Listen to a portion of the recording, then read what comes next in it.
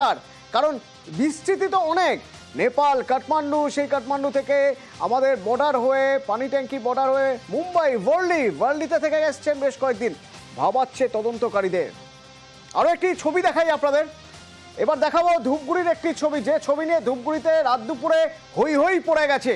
ছবি দেখাবো এবং তার পাশাপাশি কি হচ্ছে একটু শোনার চেষ্টা করবো, বোঝার চেষ্টা করবো।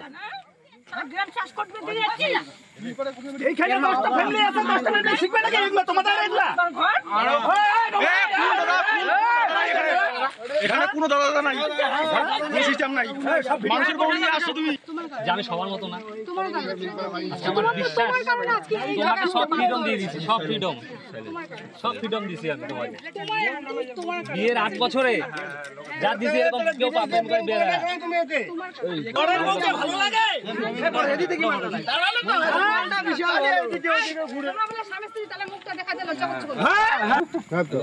নারী নামে কলঙ্ক না তুমি রাস্তায় রাস্তায় ঘুরে পেয়েছো না পরপুরুষের সঙ্গে এটা কালার জন্য বড় হচ্ছে তোমার বাড়িতে নিয়ে যেতে পারলে না, তোমার বাড়িতে নিয়ে যেতে পারলে না। দাঁড়াও একটু পরে যাও, দাঁড়াও ইন্ট্রোডাকশনটা দাও। আমার সঙ্গে রকি রয়েছে, কথা বলবো একবার। রকি কি হয়েছিল? আসলে বন্ধুর বউকে নিয়ে রাতের অন্ধকারে ধান খেতে কেক কাটতে গিয়ে ধরা পড়া, আর তাতেই সত্তর করেছে গোটা এলাকায়। এই ভিডিও রীতিমতো ভাইরাল। জানা গিয়েছে যে ধূপগুড়ি মহকুমার অন্তর্গত দক্ষিণ কোঠাইহাট এলাকায় একটি এলাকায় ধান ক্ষেতের মধ্যে বন্ধুর বউকে নিয়ে রাতের বেলা কেক কাটতে গিয়েছিলেন বলে অভিযোগ। আর স্থানীয় বাসিন্দা এবং কিছু যুবক তা দেখতে পায়। যেহেতু অজ্ঞাত পরিচিত ব্যক্তি তারা ধান ক্ষেতের মধ্যে কি করছে তারা সামনে গিয়ে দেখতে পায় একজন বিবাহিত মহিলা এবং এক যুবক সেখানে বসে রয়েছে।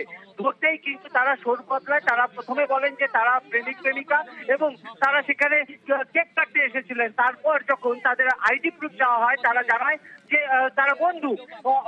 এর ঘটনার পরে কিন্তু ছুটে আসে এলাকায় সেই মহিলার যে আসল স্বামী তিনি, এবং সেখানে আসতেই কিন্তু রীতিমতো শোরগোল পড়ে যায়। কারণ তার স্বামী দাবি করে বন্ধু নাকি তার বউকে নিয়ে চলে এসেছে সেলিব্রেশন করতে ধান খেতে। আর এই ঘটনায় রীতিমতো চাঞ্চল্য ছড়িয়ে পড়ে গোটা এলাকায়। খবর পেয়ে পিঙ্ক পুলিশ সেখানে পৌঁছায় এবং সেই 3 জন ব্যক্তিকে, স্বামী এবং সেই মহিলা এবং মহিলার যে প্রেমিক যুবক রয়েছে তাকে উদ্ধার করে। জানা গিয়েছে যে একটি স্বেচ্ছাসেবী সংগঠন নতুন দিশা, সেই নতুন দিশার কর্ণধার ছিলেন সেই বিপ্লব রায়। তিনি নিয়ে গেছিলেন বন্ধুর বউকে ধান খেতে। আর অন্ধকারে বন্ধুর বউকে নিয়ে জন্মদিন সেলিব্রেশন হচ্ছিল ধান খেতে, এবং এলাকার মানুষ তাদের সন্দেহ হয়। তারা সন্দেহ হওয়ার পর তারা চলে আসেন এবং একের পর এক প্রশ্ন করতে করতে দেখা গেল আরেকজন চলে এসেছেন, যিনি এসে দাবি করছেন তিনি ওই মহিলার স্বামী। এরপর চেঁচামেচি শোরগোল। তো গ্রামের মানুষ তারা কি দেখেছিলেন তাদের কথা একবার শোনা যায়। ও একজনের আরেকজন নিয়ে এসছে, ওনার বলে গার্লফ্রেন্ড নাকি। এখানটায় এসে কেক কাটার জন্য গড্ডাচে এরা অন্ধকারে কেক কাটছে। পাড়ার গড্ডাচে কিছু ছেলে পেলে ধরে ফেলছে। আমাদের তো একটা পরিবেশ আছে এই এলাকায়। আচ্ছা অ্যাকচুয়ালি হচ্ছে কি বন্ধুর বউকে নিয়ে এসছে। বন্ধুর বউকে নিয়ে আসার পরে এই যে ব্যাপারটা এটাই শুনছি। ওনার হাজবেন্ড এসছে, হাজবেন্ডে আসার পরে দেখছে তুমি এরকম এত নিচু নেমে গেছো, তার বউকে বলছে। হ্যাঁ এটাই বললো।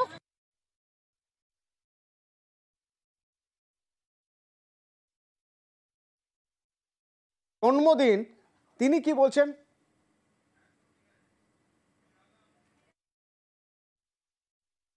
বলেন নাকি বন্ধু, তো বন্ধু নিয়ে রাতের বেলা কি করবেন? অন্ধকার, বাজার না। বলেন নাকি বন্ধু, তো বন্ধু নিয়ে রাতের বেলা কি করবেন? অন্ধকার, বাজার না।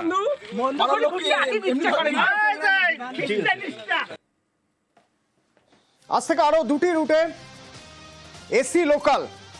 তো সেই এসি লোকাল যারা চললেন তারা কি বলছেন একবার শোনাবো। এই 2টি এসি লোকাল, এর আগে একটি ছিল এবং শিয়ালদা থেকে এবার আরো 2টি এসি লোকাল, যার মধ্যে থেকে একটি শিয়ালদা রানাঘাট কৃষ্ণনগর, আরেকটি শিয়ালদা বনগাঁ রানাঘাট এসি লোকাল। সপ্তাহে 6 দিন চলবে এই এসি লোকাল পরিষেবা। এসি ট্রেনের দ্বিতীয় টিকিট প্রাপক। কোথায় যাবে? তা আমি গোবরডাঙ্গা যাব। একটু সুবিধা হয়েছে মানুষজনের, ভিড়ের হাত থেকে অনেকটা রেহাই পাবে, কিন্তু টিকিটের দামটা অনেকটাই বেশি। এটা বনগাঁ জাংশন থেকে গোবরডাঙ্গা। আপনি কি প্রথম এসি লোকালে টিকিট কাটছেন? একদম তাই, আমি সেই সৌভাগ্যবতী। 6:54 টিকিট দেওয়া হয়েছে, অনেক অনেক ভালো লাগলো। এই এসি ট্রেনটা হয়ে আমাদের যাদের ডেলি প্যাসেঞ্জারি করে তাদের যে এই যে গরম, তারপর বিভিন্ন রকম ভিড়ে কষ্ট হয়, সেটার থেকে মনে হচ্ছে অনেকটা মুক্তি হবে। এখন দেখা যাক উঠে কি হয়, কিন্তু তার মধ্যে এই অনেক স্টপেজে যে দাঁড়াচ্ছে না, সেটার একটা অনেকের মধ্যে ক্ষোভ রয়ে গেছে। এখন দেখা যাক ফার্স্ট ট্রেনে উঠলে তার এক্সপিরিয়েন্স কেমন হয়। মোটামুটি ভিড় হচ্ছে। রানাঘাট থেকে কেমন ভাড়া পড়েছে? রানাঘাট থেকে সেরকম হয়নি, এখান থেকে ভালো ভিড় হচ্ছে। বনগাঁ থেকে ভালো ভিড়। এবং এই ট্রেন হওয়াতে সাধারণ মানুষ, আমাদের রানাঘাটবাসী খুবই উপকৃত হবে এবং বনগাঁবাসী যারা অনেকে শিয়ালদা যেতে চাই তাদের খুবই সুবিধা হবে। এই ট্রেনটি আমাদের অনেক দিনের প্রতীক্ষা ছিল এবং এটি আমাদের শিয়ালদা যেতে খুবই প্রবলেম হতো। রানাঘাট বনগাঁ হয়ে শিয়ালদা যাওয়াটা খুবই সুবিধা হবে। বেলঘড়িয়া থাকি। আমি কাল রাত্রির 11টা 8-এ উঠেছি, যেটা শিয়ালদা রানাঘাট নিয়ে নেমেছি 12টা 58। হোল নাইট ওয়েট করেছি। সকাল 6টা 20 থেকে টিকিট দেওয়া শুরু হয়েছে। এই টিকিটটা হচ্ছে ফার্স্ট টিকিট, যেটা আমি কেটেছি 6টা 22-এ। তারপরে রানাঘাট থেকে বনগাঁ হয়ে শিয়ালদা ঢুকলাম। আবার এই ট্রেনে আমি ফেরত যাব। বেলঘড়িয়া থাকি।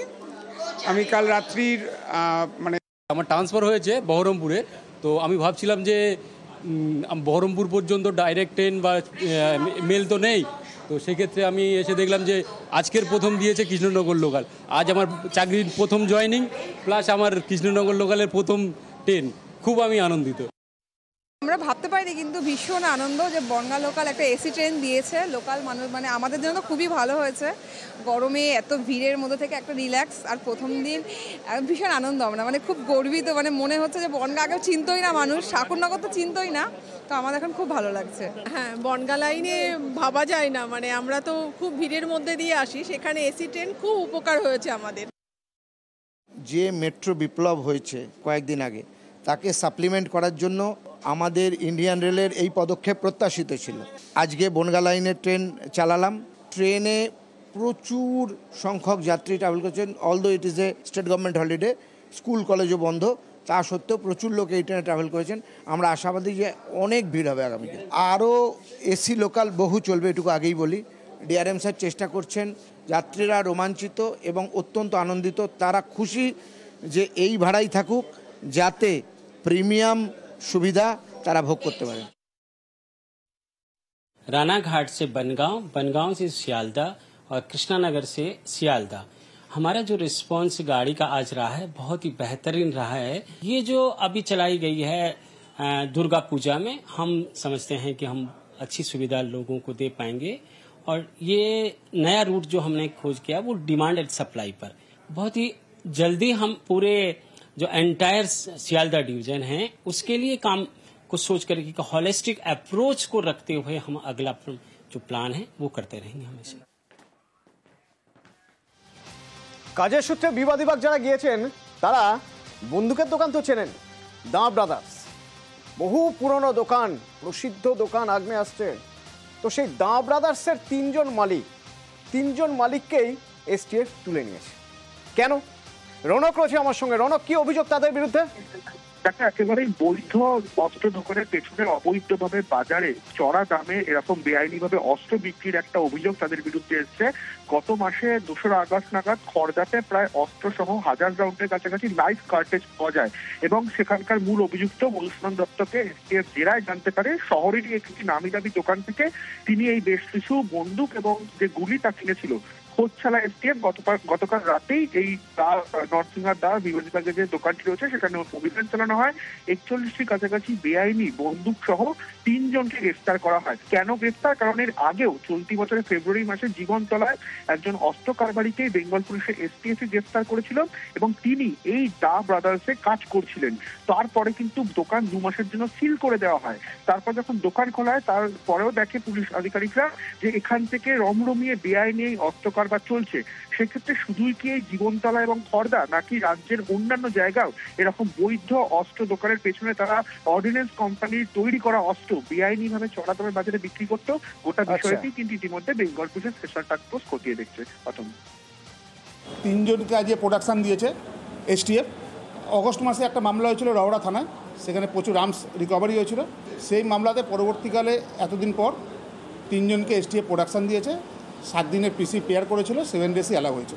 ওনাদের ডেকেছিল এসটিএফ, ডেকে ইন্টিগ্রেশন করে তারপর কোর্টে পাঠিয়েছে। এদের অ্যাক্টিভিটিস আপাতত কিছু বোঝা যাবে না, প্রোডাক্ট পিসি থেকে পাঠালে এটা বোঝা যাবে। বয়স 19 বছর, ইঞ্জিনিয়ারিংয়ের স্টুডেন্ট, পুলিশ নিয়ে যাচ্ছে কেন জানেন? ভুয়ো ট্রাফিক চালান তৈরি করতেন, ভুয়ো ট্রাফিক চালান তৈরি করে টাকা লুটতেন। অনুপ রয়েছেন আমার সঙ্গে, কিভাবে কাজ চলতো অনুপ? গত আগস্ট মাসে মূলত একটি অভিযোগ দ্বারা বিধাননগর সাইবার ক্রাইম থানায় যে অভিযোগের পরবর্তীতে পুলিশ যখন তদন্ত নামে, সেক্ষেত্রে কিন্তু দেখতে পায় যে ব্যক্তি অভিযোগ করেছিল সেই ব্যক্তির থেকে কিন্তু 40,000 টাকা তুলে নেওয়া হয়েছিল এবং একেবারে ট্রাফিক যে চালান সেই চালান কিন্তু পাঠানো হয়েছিল। এবং এই ঘটনার যখন তদন্ত শুরু করে বিধাননগর সাইবার ক্রাইম থানা, সেখানে জানতে পারে পুলিশ শুধু এই একজন ব্যক্তি নয়, একাধিক ব্যক্তির থেকে কিন্তু এইভাবে বিভিন্নভাবে ভিন্ন খাতে কিন্তু একেবারে এই ভুয়ো যে চালান তৈরি করে টাকা তোলা হয়েছিল। এরপরেই যে নাম্বারের মাধ্যমে প্রথম টাকা তোলার ঘটনা ঘটেছিল, সেই নাম্বারের সূত্র ধরেই কিন্তু গতকাল রাতের বেলা একেবারে শোভন সাদরা ইঞ্জিনিয়ারিং পড়ুয়া 19 বছর বয়স, তাকে বরানগর এলাকা থেকে গ্রেপ্তার করে। এবং এই যে তাকে গ্রেপ্তারে তার নাম্বারের সূত্র ধরে 6 থেকে 7 জনের কিন্তু ইতিমধ্যে একটি নামের তালিকা পেয়েছে, যারা গোটা এই চক্র চালাতো, ভুয়ো চালান তৈরি করতো ট্রাফিকের এবং সেই চালান পাঠিয়ে দিয়ে কিন্তু এইভাবে টাকা হাতিয়ে নিত। এবং সেই কারণে পুলিশের পক্ষ থেকে ইতিমধ্যেই এই ইঞ্জিনিয়ারিং পড়ুয়া গ্রেপ্তার করা হয়েছে। আদালতে পেশ করার পরবর্তী ক্ষেত্রে এই চক্রের সঙ্গে যে পান্ডাদের নাম ইতিমধ্যে উঠে আসছে, তাদের খোঁজে পুলিশের পক্ষ থেকে খোঁজ করা হচ্ছে। ধন্যবাদ। উত্তর ভারতের কিছু ছবি দেখা যাক, কারণ প্রবল বর্ষণ, বিপর্যস্ত দিল্লি ময়ূর বিহার।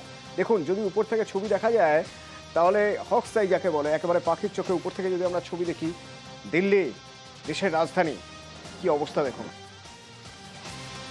দিল্লির বিভিন্ন জায়গার ছবি, যেমন এটা ময়ূর বিহারের ছবি আপনারা দেখছেন, ঠিক তেমনই কয়েকটা জায়গার ছবি দেখাবো। মানে দিল্লির মনশ্রী বাজার, যমুনা বাজার, বাসুদেব ঘাট, যেমন দিল্লি এনসিআরের ছবি দেখুন, একেবারে জল থই থই অবস্থা।